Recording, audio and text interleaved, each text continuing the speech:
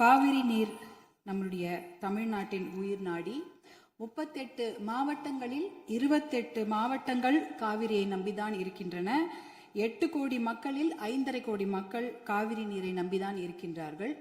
காவிரி நீர் பார்த்தீங்கன்னா குடகு மலை, அதாவது கூர்களை கர்நாடகாவில் ஆரம்பித்து மேற்கு தொடர்ச்சி மலை வழியாக தர்மபுரி மாவட்டத்தில் தான் தமிழ்நாடுக்கு முதல்ல வருகிறது. தர்மபுரி மாவட்டம் பிலிகுண்டில தான் அது உள்ள தமிழ்நாட்டுக்குள்ள நுழைகின்றது. கிட்டத்தட்ட 800 கிலோமீட்டர் அது டிராவல் பண்றாங்க. அந்த காவிரி நதி பாத்தீங்கன்னா 800 கிலோமீட்டர் கர்நாடகாவிலிருந்து தமிழ்நாட்டுக்குள்ள டிராவல் பண்றாங்க. அந்த காவிரி நீர் வந்து பிலிகுண்டுல இருந்து ஒகேனக்கல் வருது. அதுக்கப்புறம் மேட்டூர் அணையை நிரப்பிட்டு பவானி, ஈரோடு, திருச்சி போன்ற இடங்கள்லாம் வந்துட்டு கடைசியாக பூம்புகார்ல கடல்ல கலக்கிறது. இதுதான் அந்த காவிரி நீருடைய டிராவல் மேப். இதுல பாத்தீங்கன்னா 320 கிலோமீட்டர் மட்டும்தான் கர்நாடகாவில் காவிரி பாய்கிறது.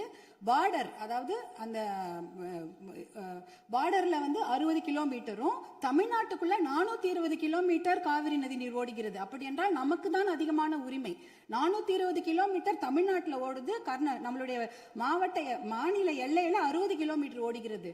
அப்படி என்றால் கிட்டத்தட்ட 740 டிஎம்சி தண்ணீர், காவிரி நீர் இருக்கிறது என்றால் அதற்கு அதிகமான உரிமை நமக்கு தான் இருக்கிறது. கிட்டத்தட்ட 400 டிஎம்சி தண்ணீர் வந்து தமிழ்நாட்டுக்கு உரிமையான தண்ணீர், நமக்கு பாதிக்கப்பட்ட தண்ணீர். ஆனா நாளடைவில் அதை குறைஞ்சி 205 டிஎம்சியா குறைச்சிட்டாங்க.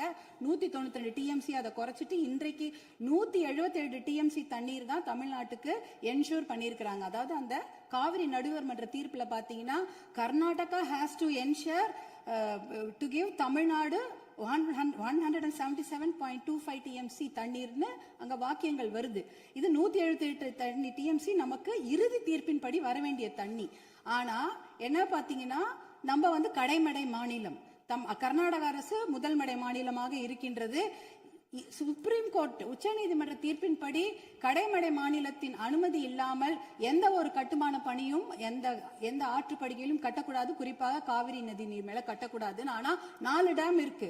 1931 கிருஷ்ணராஜசாகர் டேம் இருக்கு. அது வந்து ஆங்கிலேயர் காலத்தில் கட்டப்பட்ட டேம்.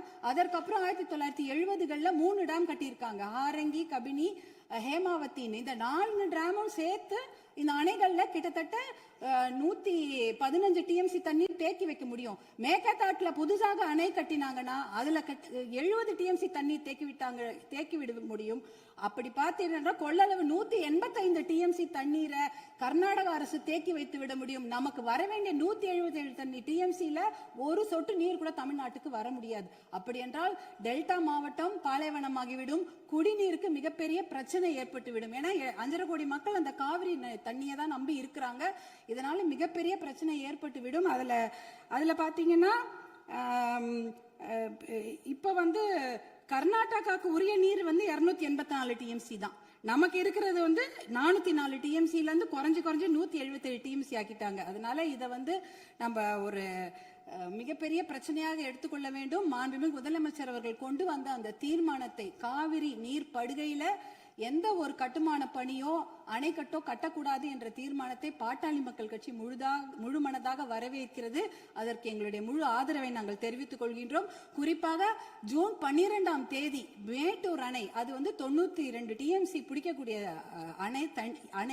ஆனா அதுல இன்னைக்கு பாத்தீங்கன்னா 40 டிஎம்சி தண்ணி தான் இருக்கு.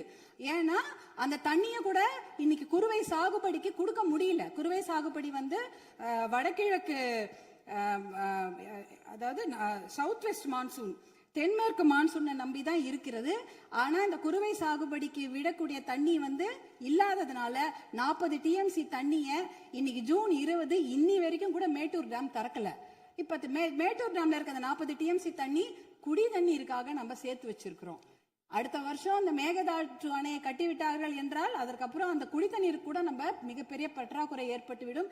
இதையெல்லாம் கருத்தில் கொண்டு நாம மேகதாட்டு அணையோ எந்த ஒரு கட்டுமான பணியோ கர்நாடக அரசு கட்டாமல் பார்த்து கொள்ள வேண்டும். உச்சநீதிமன்ற தீர்ப்பு தமிழகத்துக்கு சாதகமாக இருக்கிறது. காவிரி நடுவர் மன்ற தீர்ப்புகளும் நமக்கு சாதகமாக இருக்கிறது. இதை நாம் முனைப்புடன் இருந்து தொடர்ந்து செயல்பட்டு இந்த மேகதாடு அணை கட்டுவதை தவிர்க்க வேண்டும்.